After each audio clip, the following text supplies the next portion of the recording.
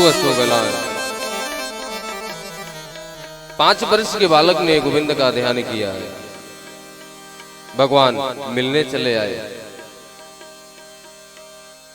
लेकिन वह बालक भजन तब करेगा जब उसके माँ बाप उसको भजन में डालेंगे।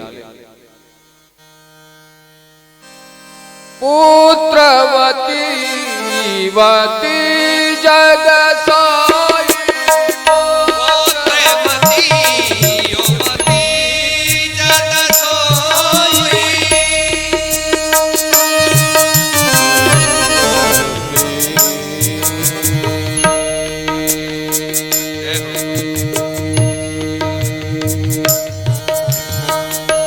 पुत्रवती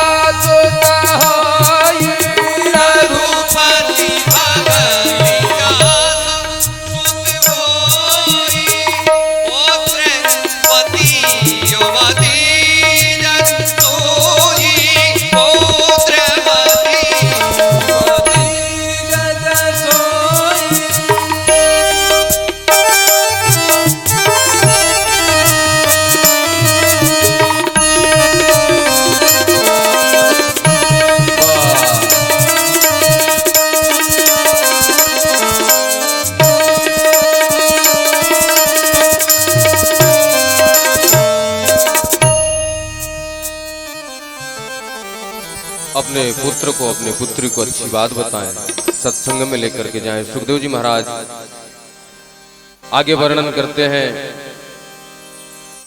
10 प्रकार की सृष्टि हुई, जिसमें 9वें सृष्टि में मनुष्यों को रखा गया। ब्रह्मा जी के 2 शरीर हुए, क और काय। काय से 5 काय शरीर से मनु शतरूपा की उत्पत्ति हुई। मनु शतरूपा से 5 संतानों की उत्पत्ति हुई। प्रियव्रत उत्तानपाद आकुति देहुति प्रसूति, 2 पुत्र और 3 पुत्रियां। भगवान ने 12 अवतार लेकर के हिरण्याक्ष का वध किया।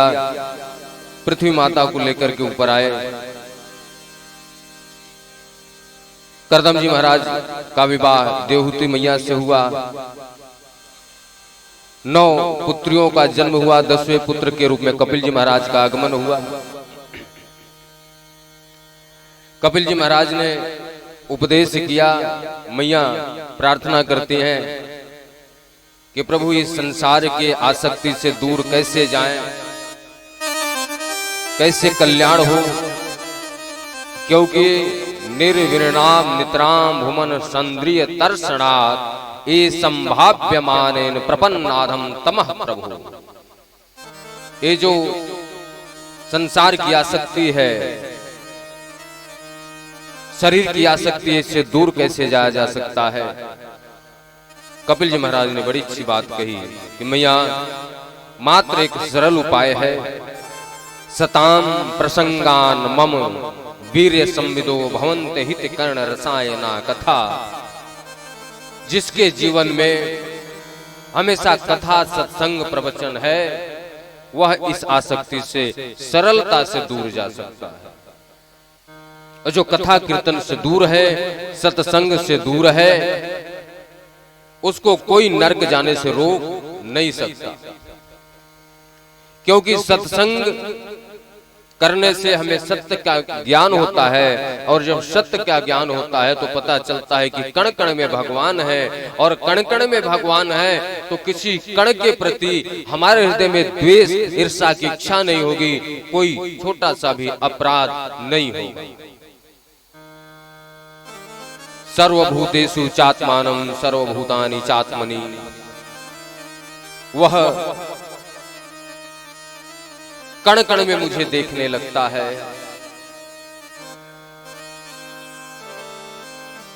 सिय राम मैं सब जग जानी, करहूं प्रणाम जोर जुग पानी। उसकी ये भावना हो जाती है, वह सीधे मेरे धाम को आता है। इसलिए इस शरीर में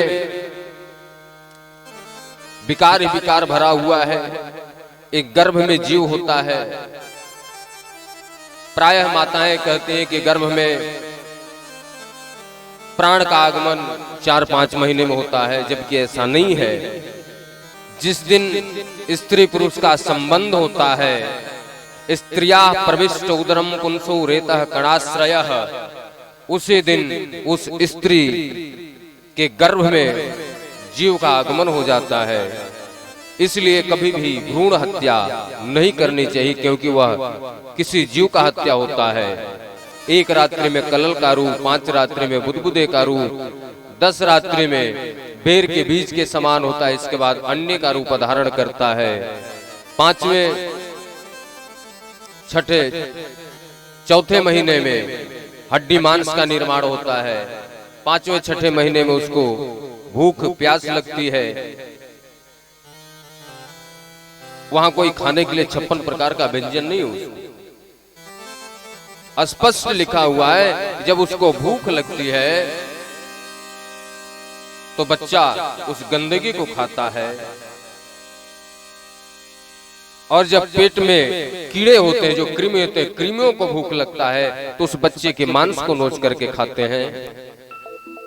वह बच्चा छटपटाता है, चिल्लाता है, पैर चलाता है, तो माताएं कहती हैं बच्चा पेट में पैर चला रहा है, बड़ा हो रहा है, जबकि वह छटपटाता है, चिल्लाता है। 7वें महीने में उसको आत्मज्ञान होता है कि मैं कौन था, कौन हूं, कहां जाऊंगा, क्या बनूंगा, सब कुछ उसको ज्ञान होता है। पहले मैं कुत्ता था, गधा था, सुअर था, या आगे जाकर के कुत्ता बनूंगा, गधा बनूंगा, सुअर बनूंगा, सब उसको ज्ञान होता है। और जब पता चलता है कि मैं पिछले जन्म में भी कुत्ता बना हूं, इस जन्म में भी कुत्ता बनने जा रहा हूं, तो प्रार्थना करता है। तस्यो प्रसन्न मभितुम जगदीक्षयात नाना तनोर्भुव चलर्चनारविंदम। हे प्रभु, इस गर्भ नर्क से मुझे बाहर कीजिए। 9 महीने कुछ दिन आते हैं, बच्चे का जन्म होता है।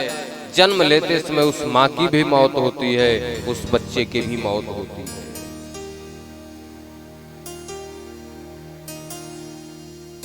असहनीय पीड़ा होती है। उस माँ के सारे हड्डी में इतनी भयंकर पीड़ा होती है कि माँ बेहोश हो जाती है। जन्म लेते समय बच्चे का गला रुध जाता है, श्वास रुक जाती है, तो बच्चा भी मूर्छित हो जाता है। जन्मत मरण दुसह दुख होई। कितना बड़ा दुख होता है, इसका कोई वर्णन नहीं कर सकता। इतना असहनीय पीड़ा सहने के बाद भी जैसे माँ की आंख खुलती या बच्चे की रोने की आवाज सुनती है, तो माँ अपने दुख को भूल जाती है, बच्चे को अपने गले से लगा करके गोद में लेकर के दुग्धपान कराने लगती है। यही तो सच्चा प्रेम है। अभी बच्चा पैदा हुआ है, बच्चे से ज्यादा माँ को दर्द है, लेकिन माँ उस दर्द को भूल करके बच्चे को रोते हुए नहीं देख सकती, उसको चुप कराती है। वही बच्चे बड़े होकर के माँ बाप को ज्ञान देने लगते हैं। तुमने किया ही क्या मेरे लिए? असहनीय पीड़ा तो माँ ने सह करके पैदा किया, और फिर जिंदगी भर बच्चे या बच्ची की ताना सुन करके दर्द में मारूं तुझे। बोल तो नहीं सकती, किससे कहे, घर की बात किससे कहे, लेकिन अंदर अंदर रोती है मां।